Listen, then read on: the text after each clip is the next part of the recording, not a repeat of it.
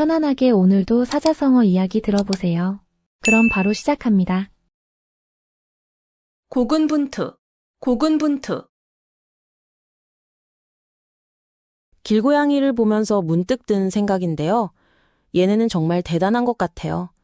추운 겨울날 홀로 쓰레기통을 뒤지고 비 오는 날에도 어디 숨을 곳 하나 제대로 없으면서도 꿋꿋하게 살아가잖아요.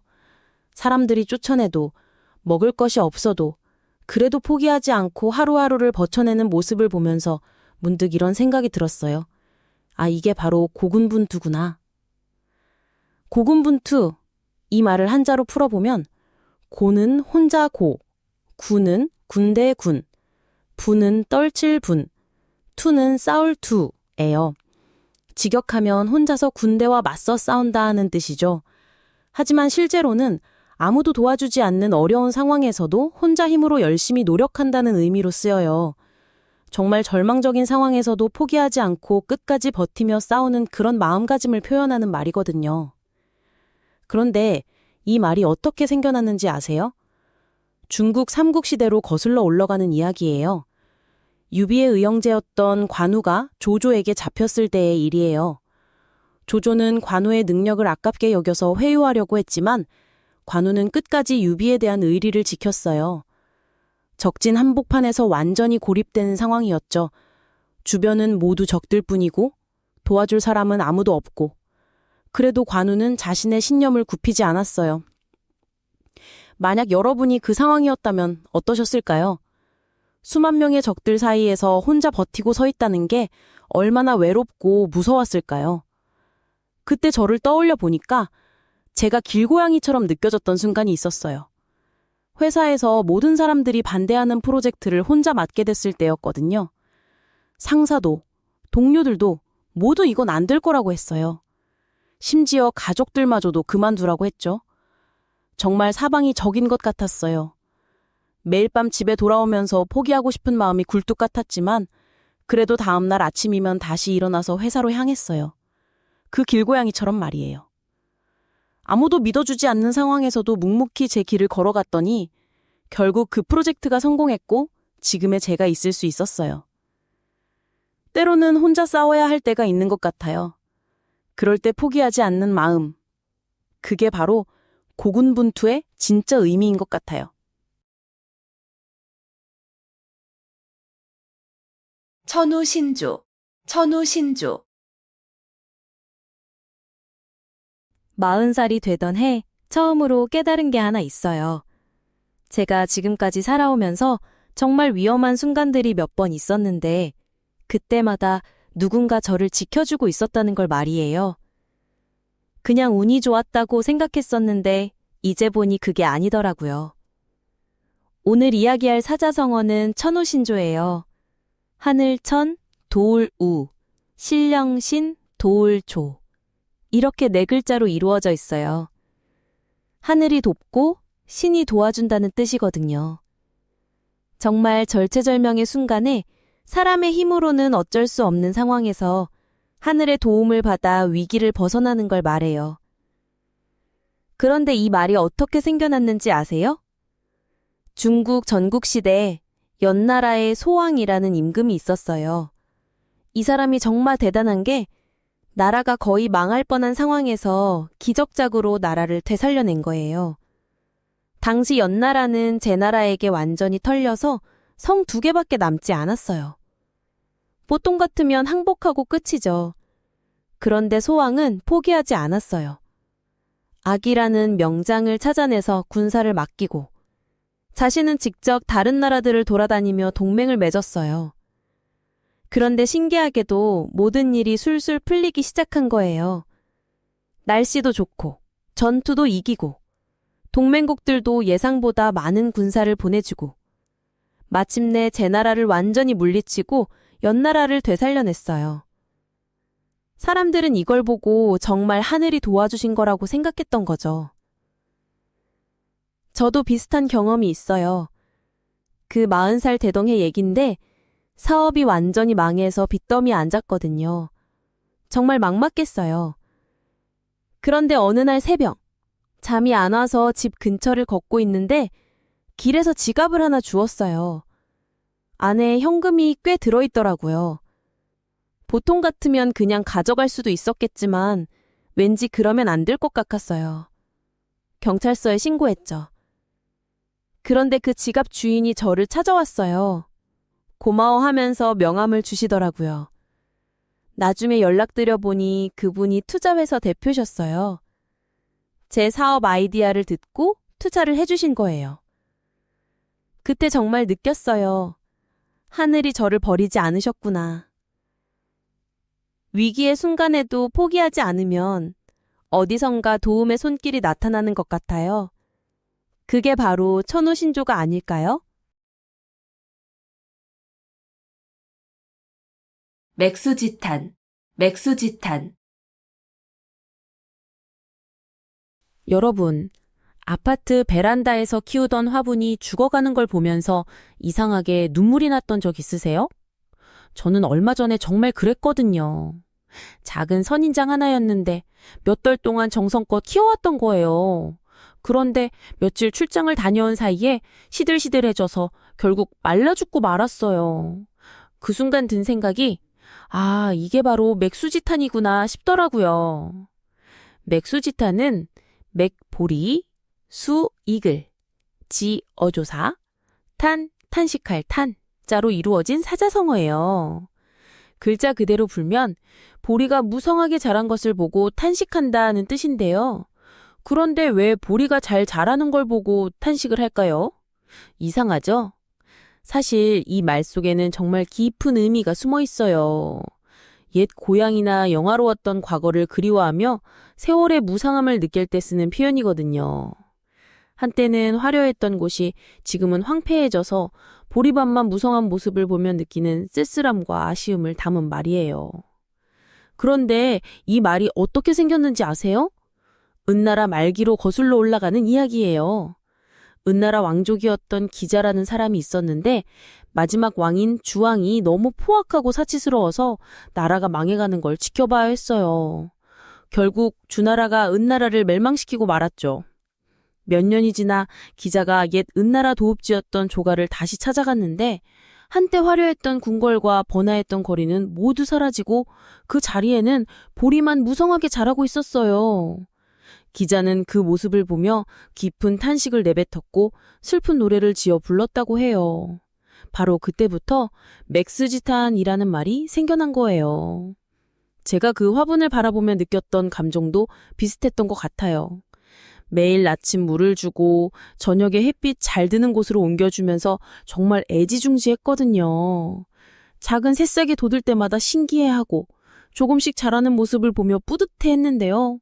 그런데 결국 제 손으로 키운 소중한 곳이 사라져버리니까 그 자리에 남은 마른 흙과 시든 잎사귀들이 마치 기자가 본 보리밭처럼 느껴졌어요. 시간은 참 잔인하게 흘러가고 우리가 소중히 여기던 것들도 언젠가는 추억 속으로 사라지게 되는구나 하는 생각이 들었거든요. 결국 세월 앞에서는 모든 게 무력할 수밖에 없지만 그래서 지금 이 순간이 더 소중한 거겠죠. 곡학아세, 곡학아세. 길고양이를 보면서 문득 든 생각이 있어요. 어제 골목길을 지나가는데 새끼 고양이 한 마리가 쓰레기통을 뒤지고 있더라고요. 근데 이상한 게 뭐냐면 제 발걸음 소리를 듣자마자 펄쩍 뛰면서 도망가는 게 아니라 저를 빤히 쳐다보면서 야옹거리는 거예요. 처음엔 귀엽다고 생각했는데 가만 보니까 이 고양이가 저한테 애교를 부리고 있더라고요. 먹을 걸 달라고. 그 순간 뭔가 씁쓸한 기분이 들었어요. 이 작은 생명체도 살기 위해서는 자신의 본성을 굽혀야 하는구나 싶어서. 오늘 얘기할 사자성어가 바로 곡학아세인데요. 곡은 굽힐 곡, 학은 배울 학, 아는 아첨할 아, 새는 세상 새자를 써요. 직역하면 학문을 굽혀서 세상에 아첨한다는 뜻이에요. 쉽게 말해서 진리나 자신의 신념을 포기하고 권력자나 대중이 듣고 싶어 하는 말만 골라서 하는 걸 말해요. 요즘으로 치면 인기를 얻기 위해 소신을 굽히는 거죠. 그런데 이 말이 어떻게 생겨났는지 아세요? 이게 정말 드라마틱한 이야기거든요. 한나라 시대에 동중서라는 학자가 있었어요. 이 사람이 원래는 정말 대단한 철학자였는데 유교를 국가 이념으로 만드는데 앞장선 인물이에요. 그런데 문제는 권력자들이 원하는 이론만 골라서 발전시키기 시작한 거예요. 황제의 권위를 정당화하고 기존 체제를 옹호하는 쪽으로만 학문을 끌고 갔죠. 원래 공자나 맹자가 가르친 진정한 유교 정신과는 점점 멀어져 갔고요. 그때부터 사람들이 학자가 권력에 빌붙어서 자신의 학문을 왜곡하는 걸 곡학아세라고 부르기 시작했어요. 만약 여러분이 그 시대 학자였다면 어떤 선택을 했을까요? 굶어 죽을지도 모르는 가난한 선비로 살면서 소신을 지킬 건지, 아니면 권력자가 원하는 말을 해서라도 출세할 건지. 그래서 그때 제가 깨달은 건 그 길고양이나 저나 사실 별반 다르지 않다는 거였어요. 저도 모르게 상대방이 듣고 싶어 하는 말만 골라서 하고 있었거든요. 직장에서든 인간관계에서든. 제 진짜 생각이나 가치관보다는 분위기 파악해서 적당히 맞춰주는 게 편하다고 생각했어요. 그런데 그렇게 살다 보니까 정작 제가 누구인지, 뭘 원하는지 모르겠더라고요. 그 고양이를 보면서 문득 깨달았어요. 진짜 자유로운 건 아첨하지 않고도 당당하게 살 수 있는 거구나. 곡학아세, 학문을 굽혀 세상에 아첨한다는 이 말 속에는 진정한 자유의 의미가 숨어 있어요. 남의 눈치 보지 말고 당신만의 소신을 지켜나가세요. 명제경각, 명제경각. 엘리베이터 문이 열리는 순간 저와 눈이 마주친 낯선 할아버지가 갑자기 이런 말씀을 하시더라고요. 젊은이, 시간이 얼마나 소중한지 아나. 저는 그냥 예의상 네 그렇죠 했는데 할아버지가 손목시계를 가리키시며 계속 말씀하시는 거예요. 이 바늘이 한 번 돌 때마다 우리 생명도 조금씩 줄어들고 있다네. 순간 소름이 돋았어요. 불과 10초 정도의 짧은 만남이었는데도 그 말이 계속 머릿속에 맴돌더라고요. 그런데 오늘 여러분께 소개하고 싶은 사자성어가 바로 그 할아버지 말씀과 딱 맞아떨어지는 말이에요. 명제경각이라는 사자성어인데요. 명은 목숨 명자, 제는 있을 제자, 경은 잠깐 경자, 각은 새길 각자예요. 합쳐서 해석하면 목숨이 잠깐 사이에 있다, 즉 생명이 아주 위급한 상황에 놓여 있다는 뜻이거든요. 정말 절체절명의 순간, 지금 당장이라도 숨이 끊어질 수 있는 그런 아슬아슬한 상황을 표현할 때 쓰는 말이에요. 이 말이 어떻게 생겨났는지 정말 흥미로운 이야기가 있어요. 중국 한나라 때 일인데요. 어떤 죄수가 사형 선고를 받고 형장으로 끌려가게 됐어요. 그런데 그 죄수가 마지막 소원으로 황제에게 편지를 써달라고 했대요. 편지 내용이 정말 간절했어요. 폐하, 제 목숨이 이제 잠깐 사이에 달려 있습니다. 명제경각의 상황입니다. 그러면서 자신의 억울함을 호소했죠. 그런데 놀랍게도 황제가 그 편지를 읽고 마음이 움직여서 다시 한번 사건을 조사해보라고 명령했대요. 결국 그 죄수는 무죄로 판명되어 목숨을 구할 수 있었다고 해요. 정말 한순간의 차이로 생과 사가 갈린 거죠. 그 엘리베이터에서 할아버지를 만나고 나서 저도 깨달았어요. 그날 저는 회사에서 큰 실수를 해서 상사한테 엄청 혼났거든요.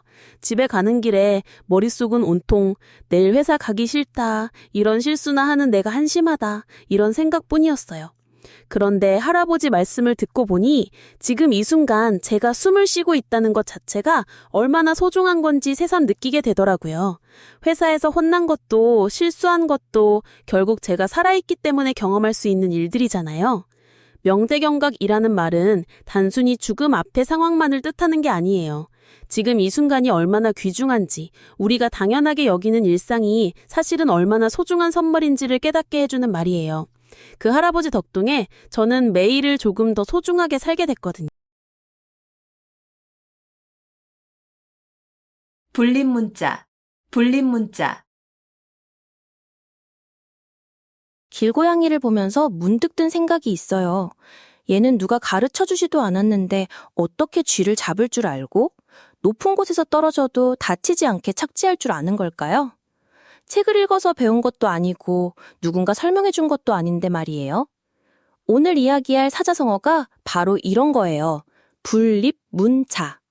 불은 아니다, 립은 세우다, 문은 글자, 자도 글자라는 뜻이거든요. 그러니까 글자를 세우지 않는다, 문자에 의존하지 않는다는 말이에요.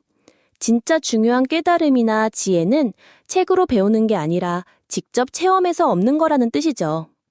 이 말이 어떻게 생겨났는지 정말 재미있는 이야기가 있어요.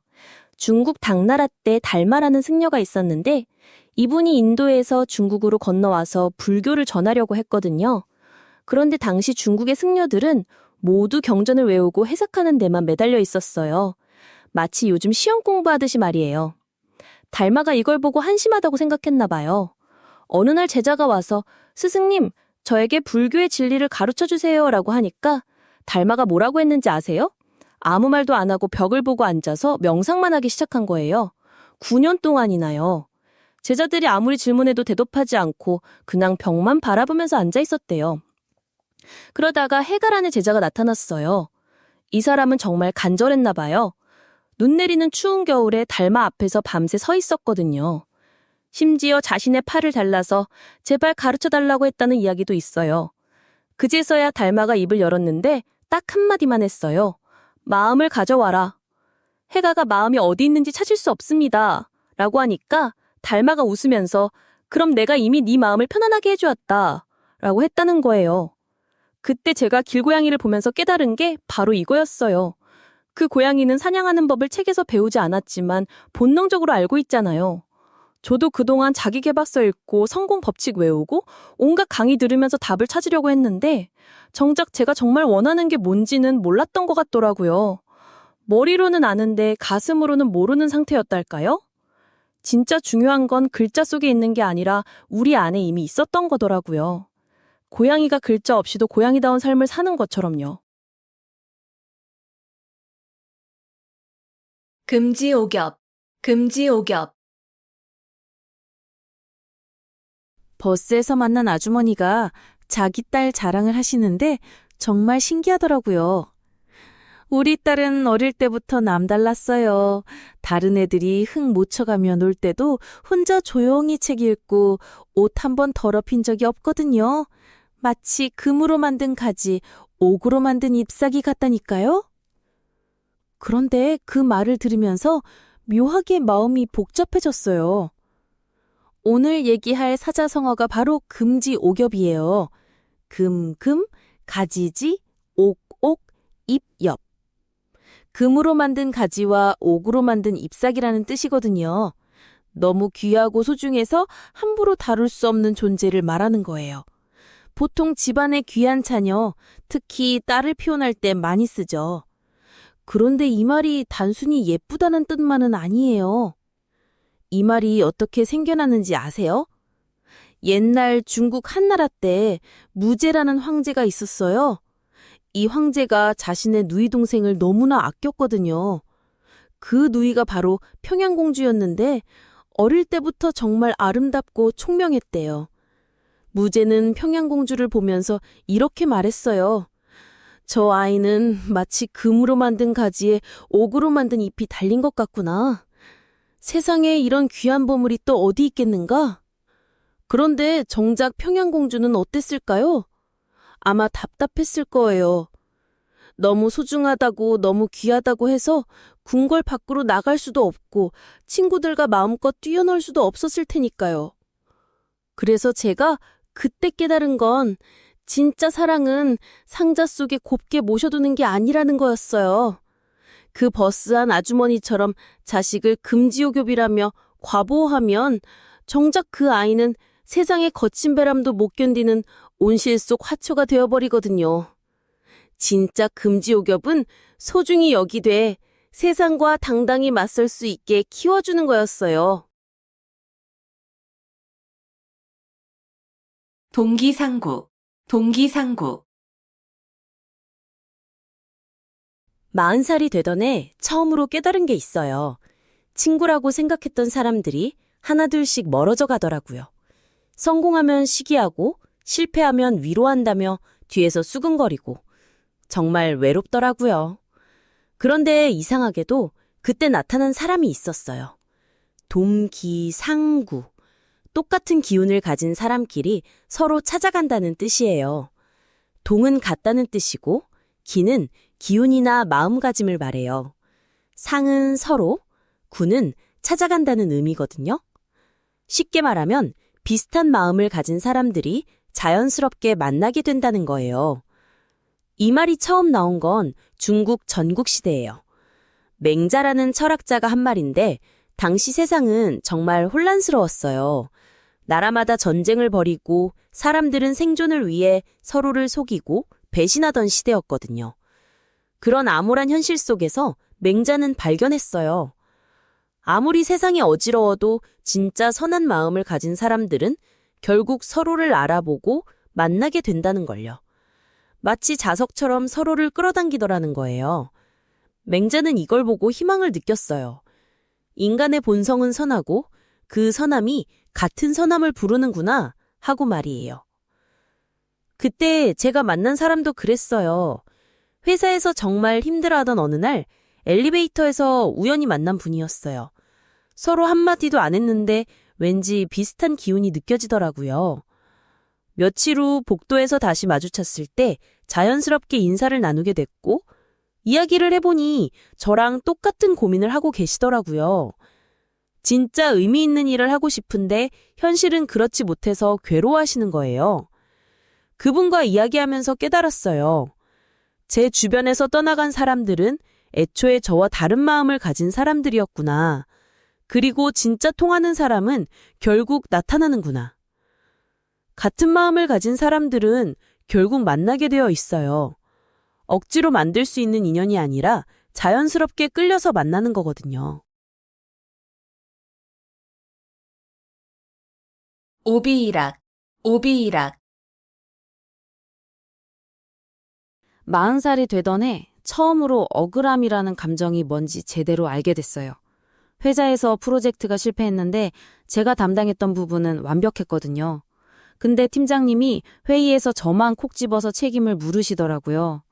그 순간 정말 어이가 없었어요. 제 잘못도 아닌데 왜 저만 미움털이 박혔을까 싶었거든요. 오늘 말씀드릴 사자성어가 바로 이런 상황을 딱 표현한 말이에요. 오비일학이라는 말인데요. 까마귀 오자에 날 비자, 배 이자에 떨어질 낙자를 써요. 까마귀가 날아가니까 배가 떨어진다는 뜻이거든요. 그런데 이게 말이 돼요? 까마귀가 날아간 게 배가 떨어지는 거랑 무슨 상관이냐는 거죠? 바로 그거예요. 전혀 관계없는 일인데 억지로 연결시켜서 엉뚱한 사람이 누명을 쓰거나 책임을 지게 되는 상황을 말해요. 그런데 이 말이 어떻게 생겨났는지 정말 재미있어요. 옛날 중국 한나라 때 이야기인데요. 어떤 마을에 배나무가 하나 있었대요. 그런데 이 배나무 밑을 지나가던 사람이 갑자기 배를 하나 주워서 먹었어요. 근데 마침 그때 까마귀 한 마리가 날아가는 게 보였거든요. 그래서 나무 주인이 화를 내면서 까마귀가 배를 떨어뜨렸다고 우겨댔대요. 정말 황당하죠? 까마귀는 그냥 날아가기만 했는데 배 도둑으로 몰린 거예요. 더 웃긴 건 이 이야기가 실제로 관청까지 올라갔다는 거예요. 그때 현명한 관리가 있었는데 이 말도 안 되는 소송을 듣고 한심하다는 듯이 말했대요. 까마귀가 날아간 것과 배가 떨어진 건 전혀 관계없는 일인데 억지로 연결시키면 안 된다고요. 그래서 이후로 전혀 관계없는 일을 억지로 연결시켜서 누명을 씌우는 상황을 오비일학이라고 부르게 된 거예요. 그때 제가 바로 그 까마귀였던 거죠. 프로젝트는 여러 부서가 함께 진행한 건데 실패 원인도 시장 상황 변화 때문이었어요. 그런데 팀장님은 누군가를 탓해야 직성이 풀리는 분이셨나 봐요. 마침 제가 신입이라 만만해 보였던 거죠. 까마귀가 날아가니까 제 탓이 된 거예요. 그 순간 깨달았어요. 세상에는 정말 이런 일이 많구나. 억울하게 누명 쓰는 사람들이 얼마나 많을까 싶더라고요. 오비일학. 까마귀는 그냥 자유롭게 날아갔을 뿐인데 엉뚱하게 도둑으로 몰렸듯이 우리도 살면서 이런 억울한 일들을 만날 수 있어요. 하지만 진실은 언젠가 밝혀지니까 억울해도 꿋꿋하게 살아가면 되는 거 아닐까요? 금과 옥조, 금과 옥조.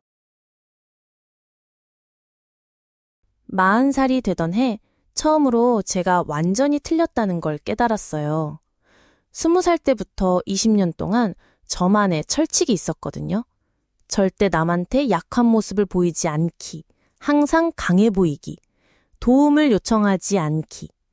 이 3가지 규칙을 금과 옥조처럼 지키며 살았어요. 그런데 금과 옥조라는 말, 정말 무겁고 소중한 의미를 담고 있어요. 금과 옥조에서 금은 금, 그 황금을 뜻하고, 과는 법칙이나 조문을 의미해요. 옥은 옥, 그 귀한 보석을 말하고, 조는 조항이나 규정을 뜻하죠. 그러니까 금과 옥조는 금이나 옥처럼 귀중하고 소중한 법칙이나 규정이라는 뜻이에요. 절대 어겨서는 안 되는 소중한 원칙을 말할 때 쓰는 표현이거든요. 이 말이 어떻게 생겨났는지 정말 흥미로워요. 중국 한나라 때 일인데 당시 황제가 나라를 다스리는 법을 만들 때 가장 중요한 조항들을 금판과 옥판에 새겨서 보관했다고 해요. 일반적인 법은 대나무나 나무에 새겼는데 정말 중요하고 절대 바뀌어서는 안 되는 근본적인 법칙만큼은 금과 옥에 새겨서 궁궐 깊숙한 곳에 보관했던 거죠. 그만큼 귀중하고 변하지 않는 원칙이라는 의미였어요. 생각해보면 그 시대 사람들에게 금과 옥이 얼마나 귀한 것이었을까요? 그 귀한 것에 새길 만큼 소중한 가치가 바로 금과 옥조였던 거예요. 그래서 그때 제가 깨달은 건 제가 그렇게 소중히 여기던 철칙들이 사실은 저를 더 외롭게 만들고 있었다는 거였어요. 회사에서 프로젝트가 꼬였을 때도 혼자 끙끙대며 해결하려고 했고, 개인적으로 힘들 때도 아무에게도 말하지 않았거든요. 그런데 어느 날 후배가 저에게 와서 하는 말이 선배는 항상 완벽해 보여서 다가가기 어렵다는 거였어요. 그 순간 정말 충격이었어요. 제가 지키려던 철칙이 오히려 사람들과의 거리를 만들고 있었다는 거죠. 진짜 중요한 건 강해 보이는 게 아니라 진실한 모습으로 사람들과 연결되는 것이었는데 말이에요. 그때 깨달았어요. 진정한 금과 옥조는 유연함과 진정성이었다는 걸요. 완벽하지 않아도 괜찮고 때로는 약한 모습을 보여도 된다는 게 제 인생의 새로운 원칙이 되었거든요. 백년하청, 백년하청. 지하철 2호선 출근길에서 본 풍경이었어요. 매일 똑같은 시간, 똑같은 칸에 타는 사람들이 있거든요. 그런데 이상하게도 그날은 평소와 달리 모든 사람들이 똑같은 표정을 하고 있더라고요. 지친 표정, 무기력한 눈빛, 마치 언제까지고 이 일상이 반복될 거라는 체념이 얼굴에 그대로 드러나 있었어요. 그 순간 떠오른 말이 바로 백년하청이었어요. 백년하청이라고 쓰는데요. 백은 백년을 뜻하고 년은 해를 뜻해요. 하는 황하강을 말하고 청은 맑다는 뜻이거든요. 그러니까 황하강이 맑아지려면 100년은 걸린다는 뜻이에요. 좀 더 쉽게 말하면 절대 일어날 수 없는 일, 불가능한 일을 가리키는 말이죠. 그런데 이 말이 어떻게 생겨났는지 아세요? 춘추전국 시대로 거슬러 올라가야 해요. 당시 제 나라에 공자의 제자 중 하나인 자로라는 사람이 있었어요. 자로는 성격이 급하고 직선적인 사람이었거든요. 어느 날 공자에게 물었어요. 스승님, 제가 선정을 베풀면 얼마나 걸려야 백성들이 저를 따를까요? 공자가 답했죠. 그건 황하가 맑아질 때까지 걸릴 거야. 황하강은 워낙 흙탕물이 많아서 늘 누런비까지 있거든요. 그러니까 공자는 돌려서 그런 일은 절대 불가능하다고 말한 거예요. 그 지하철에서 제가 깨달은 건 이거였어요. 사람들이 포기한 표정을 짓고 있던 이유가 바로 이 백년하청 때문이었다는 거죠. 내 인생이 바뀔 가능성, 더 나은 삶을 살 수 있을 가능성을 아예 포기해버린 거예요. 황하가 맑아지는 일처럼 불가능하다고 여기면서 말이에요. 하지만 정말 재미있는 건 2000년대 들어서 중국이 황하강 정화 사업을 대대적으로 벌이면서 실제로 황하강물이 많이 맑아졌다는 거예요. 불가능해 보였던 일이 결국 이루어진 셈이죠. 기호지세, 기호지세. 40살이 되던 해 처음으로 회사에 사표를 던졌어요. 그런데 정말 이상한 게 사표를 내는 순간까지는 당당했는데 집에 돌아와서 현실을 마주하니까 갑자기 무서워지기 시작하더라고요. 아이들 학비는 어떻게 하지, 대출금은 어떻게 갚지, 이런 생각들이 밤새 머릿속을 맴돌았거든요. 기호지세라는 말이 있어요. 기는 탈기, 호는 호랑이 호, 지는 갖고 있을 지, 새는 기세 새예요. 호랑이를 탄 상황의 기세라는 뜻인데 쉽게 말해서 일단 시작해버린 일은 중간에 그만둘 수 없는 상황을 가리키는 말이에요. 호랑이 등에 올라탔는데 중간에 내릴 수는 없잖아요. 내리는 순간 잡아먹히니까 결국 타고 있을 수밖에 없는 그런 상황이죠. 그런데 이 말이 어떻게 생겨났는지 정말 흥미로워요. 중국 한나라 때 이야기인데 풍이라는 사람이 있었어요. 이 사람이 어느 날 산에서 진짜 호랑이를 만났거든요. 보통 사람 같으면 도망가거나 기절했겠지만 이 풍이라는 사람은 정말 대담하게도 호랑이 등에 뛰어올랐어요. 그런데 막상 호랑이 등에 올라가니까 문제가 생긴 거예요. 호랑이는 미친 듯이 날뛰고 본인은 떨어지면 죽을 것 같고 그렇다고 계속 타고 있을 수도 없고 완전히 진퇴양난 상황이 된 거죠. 결국 풍은 마을 사람들이 와서 도와줄 때까지 하루 종일 호랑이 등에 매달려 있었다고 해요. 저도 그때 딱 그 심정이었어요. 사표를 내고 나니까 정말 호랑이 등에 탄 기분이더라고요. 뒤로 물러설 수도 없고 그렇다고 가만히 있을 수도 없고 매일 아침 일어나면 불안하고 초조했지만 동시에 이상하게 살아있다는 느낌도 들었어요. 그래서 무작정 시작했던 작은 사업이 지금의 제 일이 되었거든요. 기호지세, 때로는 호랑이 등에 올라타는 용기가 우리 인생을 바꾸는 것 같아요. 무서워도 계속 가야 할 때가 있으니까요. 선우후락, 선우후락. 40살이 되던 해 처음으로 제가 스스로에게 했던 질문이 있어요. 왜 나는 항상 나중에 후회할까? 성공한 사람들을 보면서 부러워했는데 정작 그들이 어떤 과정을 거쳤는지는 생각해 본 적이 없었거든요. 그런데 어느 날 우연히 만난 사업가 한 분이 제게 이런 말을 하시더라고요. 진짜 성공한 사람들은 모두가 놀고 있을 때 걱정하고 모두가 걱정할 때 웃는다고. 오늘 말씀드릴 사자성어는 바로 선우후락이에요. 먼저 근심하고 나중에 즐긴다는 뜻인데 한자를 풀어보면 선은 먼저 선, 우는 근심할 우, 후는 뒤후, 락은 즐길 락이에요. 쉽게 말해서 지금 당장은 힘들고 어려워도 미래를 위해 참고 견디면 나중에는 분명히 좋은 결과가 따라온다는 의미거든요. 요즘 말로 하면 투자의 개념이랑 비슷해요. 이 말이 어디서 나왔는지 정말 흥미로운 이야기가 있어요. 중국 북송 시대에 범중엄이라는 정치가가 있었는데 이 사람이 정말 대단한 인물이었어요. 당시 나라가 매우 어려운 상황이었거든요. 백성들은 굶주리고 있고 관리들은 부패해 있고 나라 전체가 혼란스러웠죠. 그런데 범중엄은 다른 관리들과는 달랐어요. 다른 사람들이 자신의 안위만 챙기고 있을 때 그는 밤낮으로 나라 걱정을 했어요. 악취도 기재라는 유명한 글에서 천하의 근심을 먼저 근심하고 천하의 즐거움을 나중에 즐긴다고 했거든요. 실제로 그는 자신이 편안할 수 있는 기회들을 모두 포기하고 백성들을 위해 개혁을 추진했어요. 처음에는 많은 사람들이 그를 이상하다고 생각했지만 결국 그의 정책들이 성공하면서 나라가 안정되었고 역사상 가장 존경받는 정치가 중 한 명이 되었죠. 그 사업가분과의 만남 이후로 제 인생이 바뀌기 시작했어요.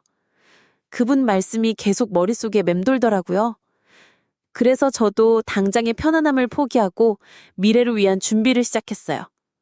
주말마다 놀러 다니던 걸 그만두고 공부를 시작했고 편한 직장을 그만두고 새로운 도전을 했어요. 처음 2년은 정말 힘들었어요. 주변 사람들은 다 놀고 있는데 저 혼자 공부하고 있으니까 외로웠고 당장 수입도 줄어서 경제적으로도 어려웠거든요. 하지만 3년째 되던 해부터 서서히 결과가 나타나기 시작했어요. 그렇게 쌓아온 실력과 경험이 인정받기 시작했고 지금은 그때 포기했던 것들보다 훨씬 큰 만족감을 느끼고 있어요. 선우후락. 먼저 근심하고 나중에 즐기는 것. 당장의 작은 즐거움을 포기할 용기가 있다면 나중에는 더 큰 행복이 기다리고 있을 거예요.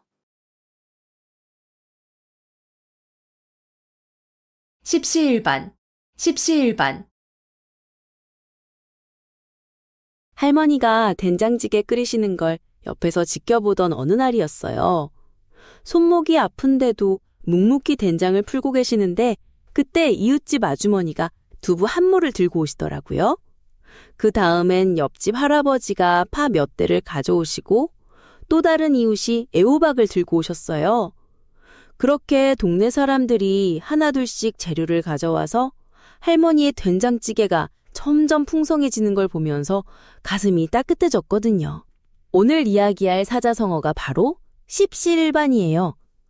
십은 열십, 씨는 숟가락 씨, 일은 하나 일, 반은 밥 반자예요. 직역하면 10숟가락으로 한 그릇의 밥을 나눈다는 뜻인데요. 여러 사람이 조금씩 힘을 합치면 어려운 일도 쉽게 해낼 수 있다는 의미거든요. 혼자서는 부족하지만 여럿이 모이면 큰 힘이 된다는 우리 조상들의 지혜가 담긴 말이에요. 그런데 이 말이 어떻게 생겨났는지 아세요? 중국 위나라 시대의 이야기예요. 그 당시 한 마을에 큰 흉년이 들어서 사람들이 굶주리고 있었어요. 그런데 신기하게도 그 마을에는 아무도 굶어 죽지 않았다고 해요. 왜냐하면 마을 사람들이 서로 조금씩 나누어 먹었거든요. 한 집에서 쌀 한 줌, 다른 집에서 보리 한 줌, 또 다른 집에서 콩 몇 알씩 내놓으니까 모든 사람이 하루 한 끼는 먹을 수 있었던 거예요. 혼자서는 며칠도 버틸 수 없는 양이었지만 모두가 조금씩 나누니까 마을 전체가 살아남을 수 있었던 거죠. 그날 할머니가 끓인 된장찌개를 온 동네 사람들과 함께 나누어 먹으면서 깨달았어요. 각자 가져온 재료는 별것 아니었지만 그 작은 것들이 모여서 정말 맛있는 한 끼가 되었잖아요. 그때 할머니가 제게 말씀하셨거든요. 이게 바로 살아가는 방법이란다. 혼자 다 하려고 하지 말고 함께하면 더 큰 기쁨이 생긴다고. 그 순간 십시일반이라는 말이 단순히 함께 돕는다는 의미를 넘어서 서로의 마음까지 나누는 삶의 지혜라는 걸 알게 되었어요. 작은 것들이 모여 큰 힘이 되는 게 바로 십시일반이에요.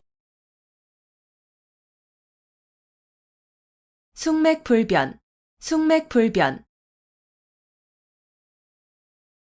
길고양이를 보면서 문득 든 생각이에요. 매일 지나다니던 골목에 있는 회색 고양이가 있거든요. 처음엔 그냥 귀엽다고만 생각했는데 며칠 전에 그 고양이가 쓰레기통을 뒤지는 모습을 봤어요.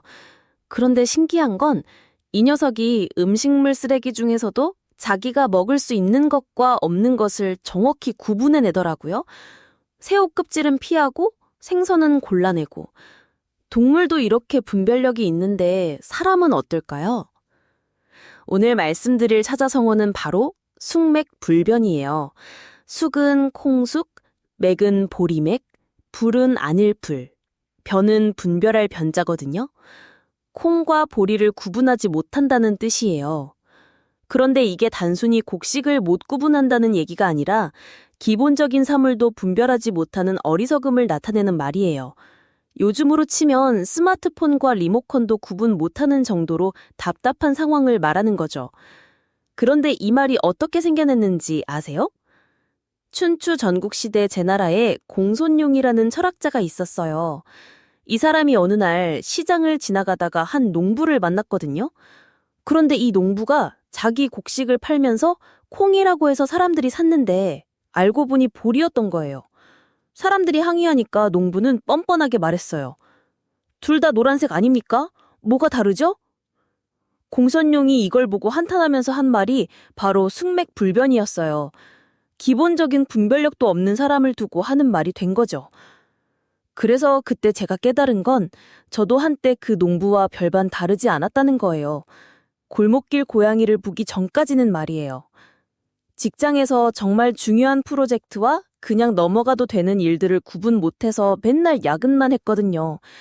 상사가 던지는 농담과 진짜 지시사항도 헷갈려서 웃어야 할 때 진지하게 받아들이고 진지하게 들어야 할 때 웃고 있었어요. 친구들 말로는 제가 눈치가 정말 없다고 하더라고요. 그런데 그 고양이를 보면서 생각했어요. 동물도 생존을 위해 필요한 건 정확히 구분해내는데 나는 뭘 하고 있었나 싶더라고요. 진짜 중요한 건 분별력이더라고요. 숙맥불변이라는 말이 괜히 생긴 게 아니에요. 연목구어, 연목구어.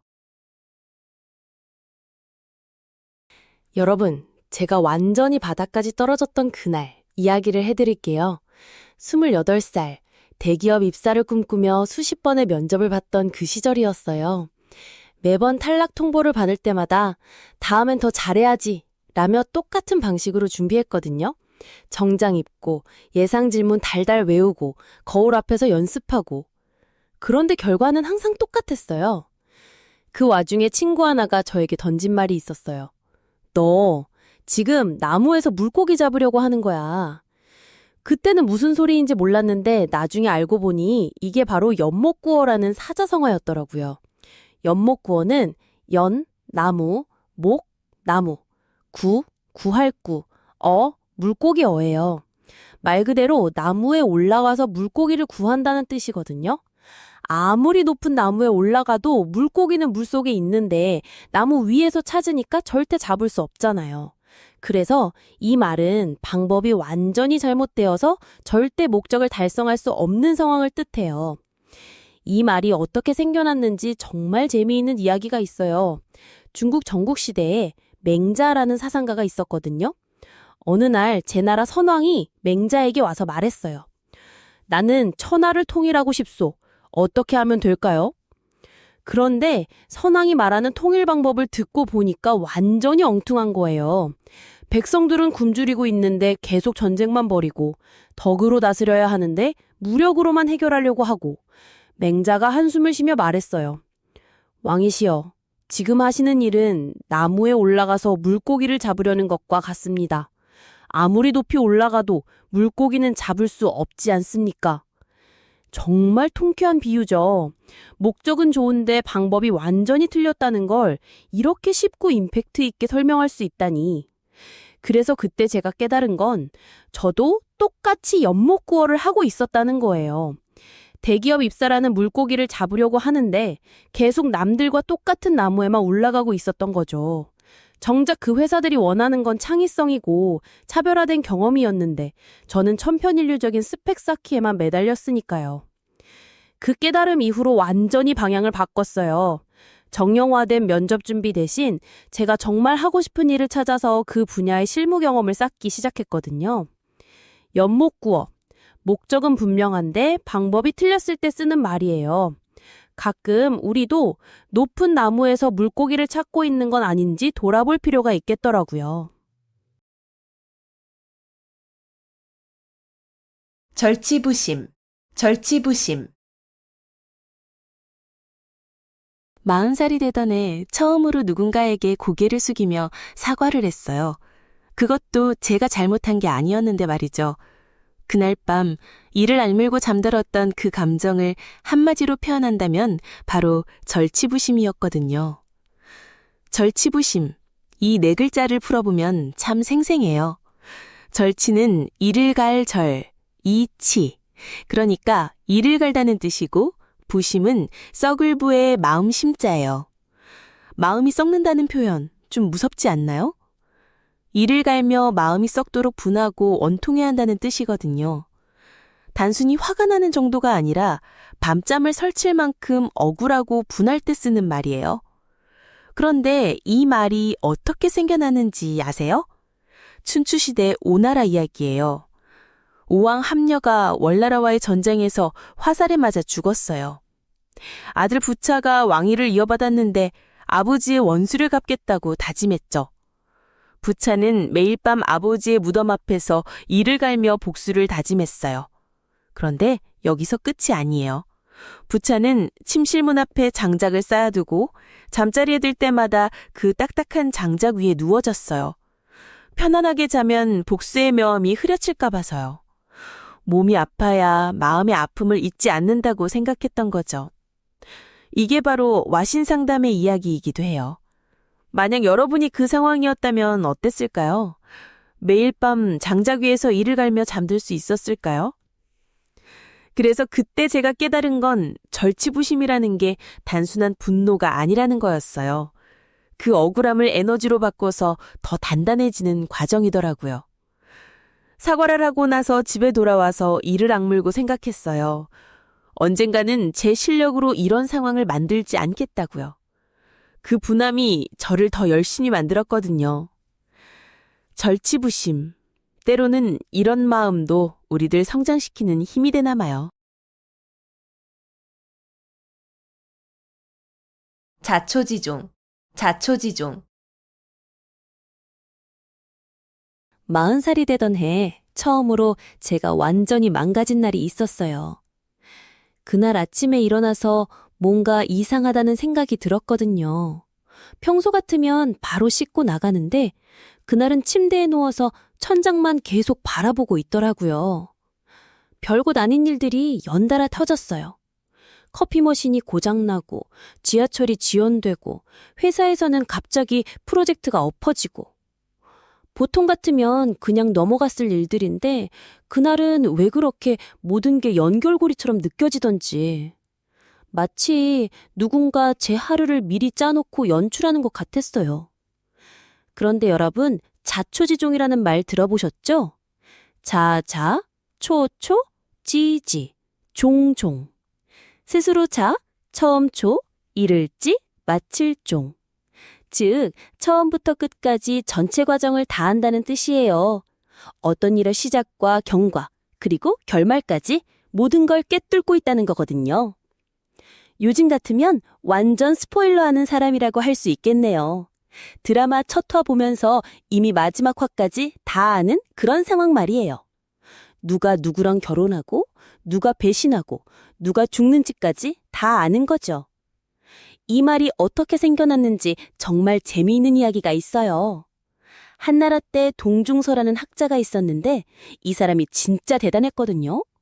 어떤 사건이 일어나면 그 배경부터 시작해서 앞으로 어떻게 될지까지 정확하게 예측했어요.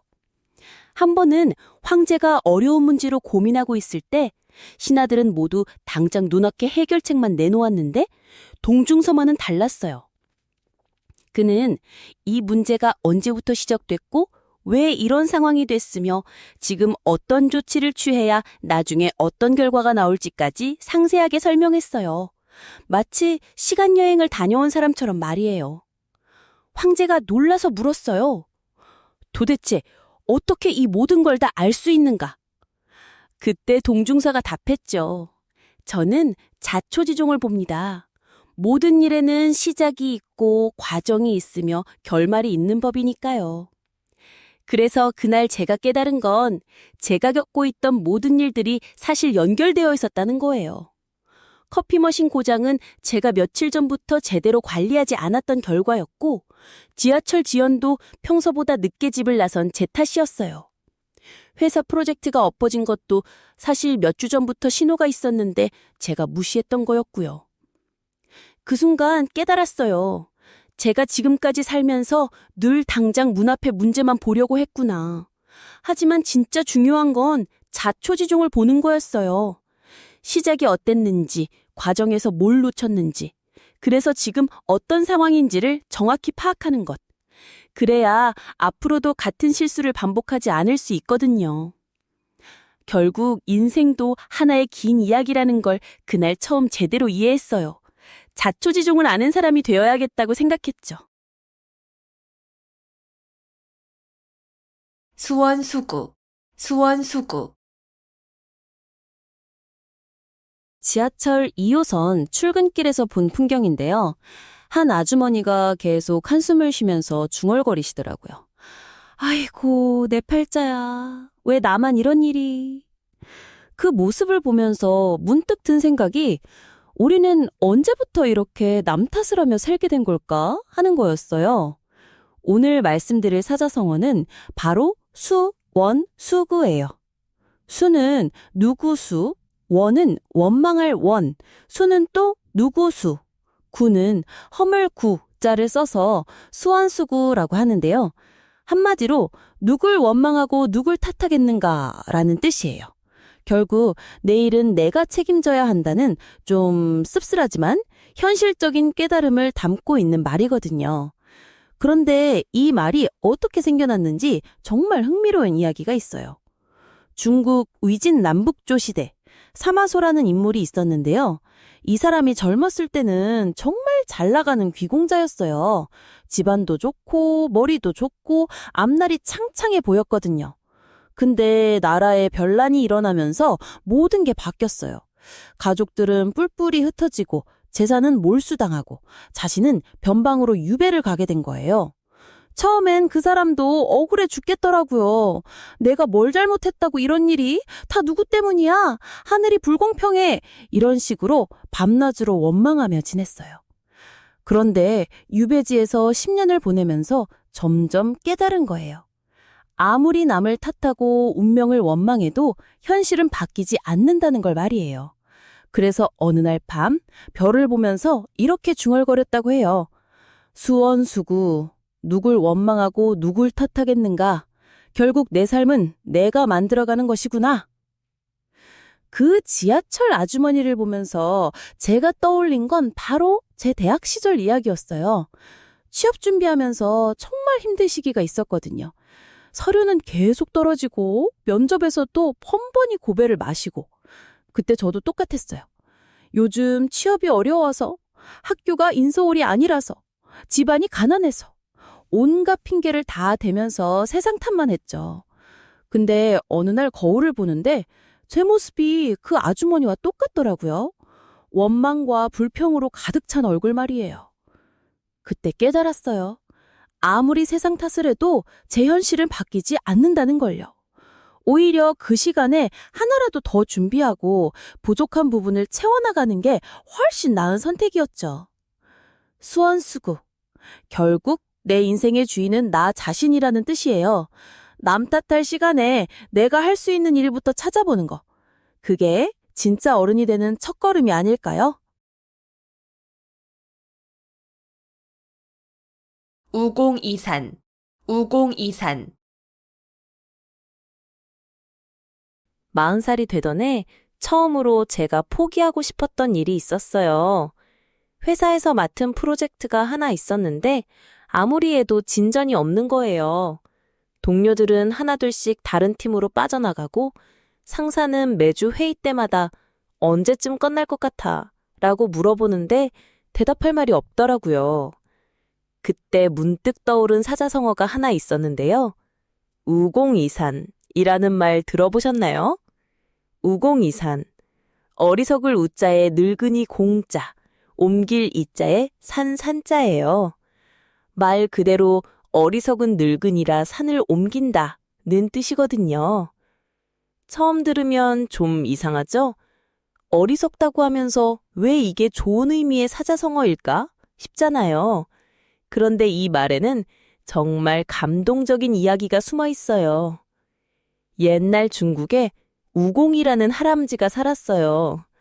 이 할아버지 집 앞에 태행산이라는 엄청나게 큰 산 2개가 있었는데 이 산들 때문에 마을 사람들이 바깥 세상으로 나가려면 엄청난 도라서 가야 했어요. 하루는 우공이 자기 가족들을 모아놓고 이렇게 말했어요. 우리 이 산을 파서 옮겨버리자. 가족들은 처음엔 황당해했지만 결국 우공을 따라 매일매일 곡괭이로 산을 파기 시작했어요. 그런데 이웃집 현명하다고 소문난 지수라는 사람이 비웃으면서 말했죠. 할아버지, 정신 나갔어요? 그 큰 산을 언제 다 파요? 그냥 포기하세요. 그때 우공이 한 대답이 정말 멋있어요. 나는 늙어서 곧 죽겠지만 내 아들이 있고 아들에게는 또 손자가 있잖아요. 우리 후손들은 계속 늘어나지만 산은 더 높아지지 않으니까 언젠가는 반드시 이 산을 옮길 수 있을 거예요. 이 이야기를 들은 하늘의 신이 우공의 정성에 감동해서 결국 그 두 산을 다른 곳으로 옮겨주었다고 해요. 아까 제가 말씀드린 그 프로젝트 얘기로 돌아가면요. 저도 그때 우공처럼 생각해 보기로 했어요. 하루에 조금씩이라도 진전을 만들어 보자고. 큰 그림을 그리지 말고 오늘 할 수 있는 작은 일 하나씩만 해보자고 했거든요. 신기하게도 3개월 후에 그 프로젝트가 성공적으로 마무리됐어요. 돌이켜보니 매일매일의 작은 노력들이 쌓여서 큰 산을 옮긴 셈이었죠. 결국 우공이산은 불가능해 보이는 일도 꾸준히 노력하면 반드시 이룰 수 있다는 뜻이에요. 어리석어 보일 만큼 우직하게 포기하지 않는 마음이 진짜 지혜라는 거죠.